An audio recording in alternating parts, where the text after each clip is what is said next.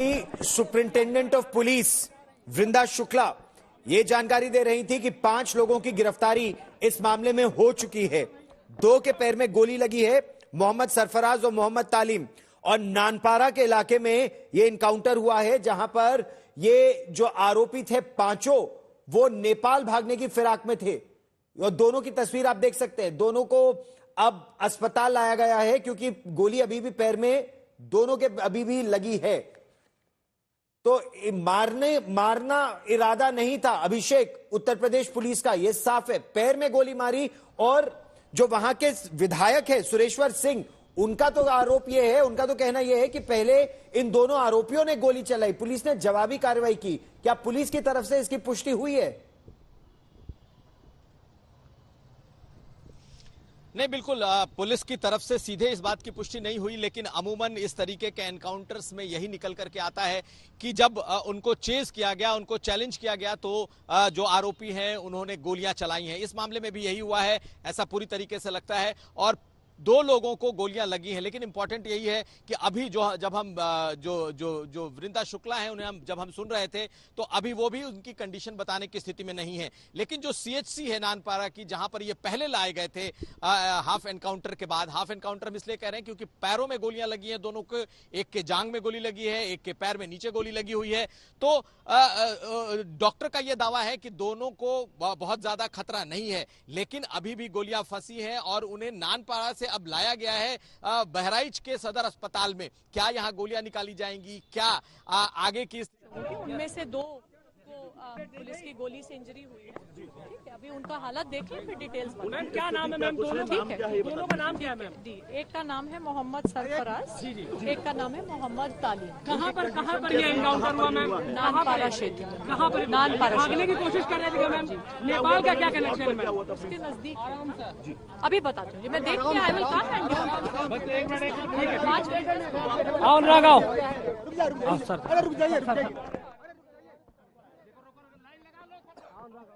संतोष भी मेरे सहयोगी इस समय हमारे साथ है। और संतोष, पुलिस लगातार दबिश दे रही थी, पुलिस के पास क्या कुछ जानकारी थी?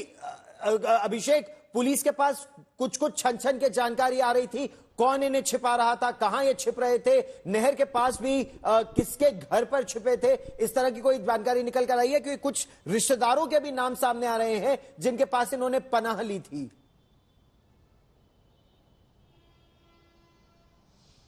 निश्चित तौर पर देखिए, पहले तो उसकी बहन का बयान आया है कि पुलिस ने उठाया है, लेकिन निश्चित तौर पर जो इलेक्ट्रॉनिक सर्वेलांस है ये आज के समय में बहुत कुछ तय करता है।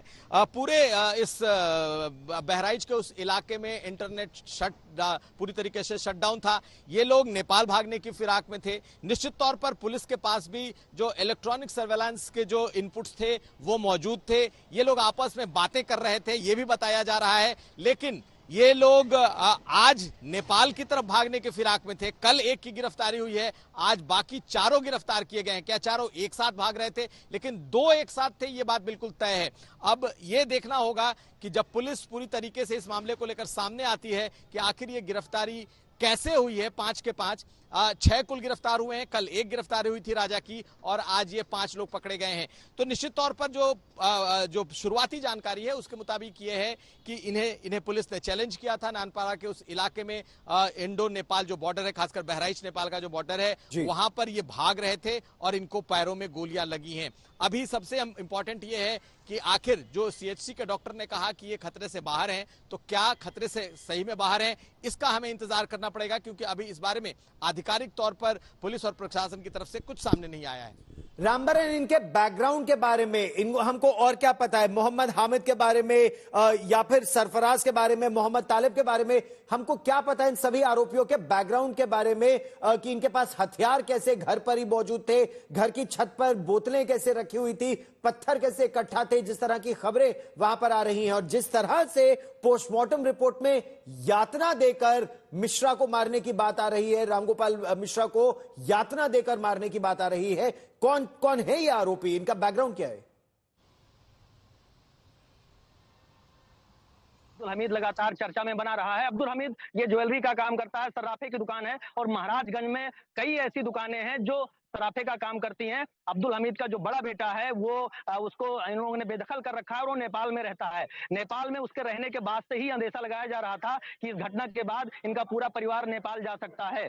और हालांकि आज जब इनकी बेटी सालिया ने जब यूपी डीजीपी को ये खत लिखा है, वो उन्होंने पीएम मोदी को, सीएम मोदी को कहा कि यूपी एसटीएफ हमारे बाप को, हमारे भाई को, मेरे पिता को, मेरे देवर को, सबको मार सकती है। उसके बाद से ये कयास लगाए जा रहे थे कि कहीं ना कहीं कुछ ना कुछ होने वाला है।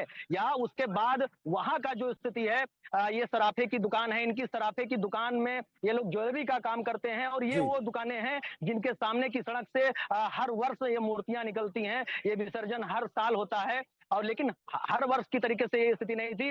लगातार जो आज तक दिखा रहा है कि जो हामिद है, हामिद के घर से जो बोतलों का मिलना है, जो वहां पर वेपन्स का मिलना है, वो ये बताता है कि इनका बैकग्राउंड किस तरीके का है। क्योंकि जिस तरीके से गोली मारी गई है, जिस तरीके से उसके साथ बर्बरता करी गई है रामगोपाल की, ये बताने के लिए काफी है कि इन लोगों का किस तरीके का वहां का बैकग्राउंड है और किस तरीके से काम करते रहे हैं। लेकिन भारी भीड़ में सीधे तरीके से गोली मार देना नहीं, और खासी नाराजगी थी वहां पर न केवल रामगोपाल मिश्रा के परिवार में अभिषेक, बल्कि जो समाज सड़कों पर उतर आया था, अंत्येष्टि नहीं करना चाहते थे वो रामगोपाल मिश्रा की। बहराइच में इसको लेकर जबरदस्त तनाव था और एक समय तो अमिताभ यश को अपना हथियार लहराते हुए सड़क पर उतरना पड़ा था। तो स्थिति एकाएक इतनी बद से बदतर हुई कैसे बहराइच में, अभिषेक? बिल्कुल, जिस दिन मूर्ति विसर्जन था और जिस दिन मूर्ति विसर्जन का ये पूरा प्रोसेसन निकला था, तो अब्दुल हमीद के घर के सामने से जा रहा था और उस वक्त की तस्वीरें भी सामने आई। सबने तस्वीरें देखी कि किस तरीके से रामगोपाल मिश्रा जो है वो छत पर चढ़ता है और एक हरे झंडे को उतारता है और दूसरा उसकी जगह पर भगवा झंडा फहराने की कोशिश करता है। उसी वक्त उसी घर से गोलियां चलाई गई और उसे मार दिया गया। बड़ी मुश्किल से उसकी बॉडी को नीचे उतारा गया। कई लोग इसमें जख्मी हुए और ये बात बिल्कुल जंगल में आग की तरफ फैल गई। ये देखते देखते ये वीडियो वायरल हो गए और शाम की ये घटना है और दोपहर से शाम के बीच की घटना है और अगले करीब 12-14 घंटे में पूरे इस इलाके में तनाव फैल गया और पूरा एक दंगे का शक्ल उसने ले लिया। इसे कंट्रोल करने में लगभग 24 घंटे का वक्त लगा और उसके बाद एक के बाद एक जो वीडियो सामने आने लगे वो दिखने लगा कि किस तरीके से इस दौरान कानून को पूरी तरीके से हाथ में लिया गया है। जिस तरीके से छत पर चढ़े उस शख्स पर गोली चलाई गई, गोली मारकर वहीं से गिरा दिया गया। इसके बाद से मामला और न खराब हो जाए, कई तरह के वीडियो आने लगे। मुझे लगता है कि अगले दिन जब पूरा भारी डिप्लॉयमेंट किया गया, खुद यहां तक कि एडीजी लॉ एंड ऑर्डर को अपनी पिस्टल लेकर के दंगाइयों को दौड़ाना पड़ा और करीब 40-50 किलोमीटर के इलाके में कई जगह इस तरीके से वो नंगी पिस्तौल हाथ में लेकर दौड़ाते रहे। तो लगभग 24 घंटे में ये दंगा तो कंट्रोल हो गया, लेकिन उसके बाद की स्थिति थी कि इन आरोपियों को पकड़ना। और आज आपने देखा कि इनमें से 5 आज गिरफ्तार किए गए हैं और यही सबसे बड़ी चुनौती भी उत्तर प्रदेश पुलिस के लिए थी।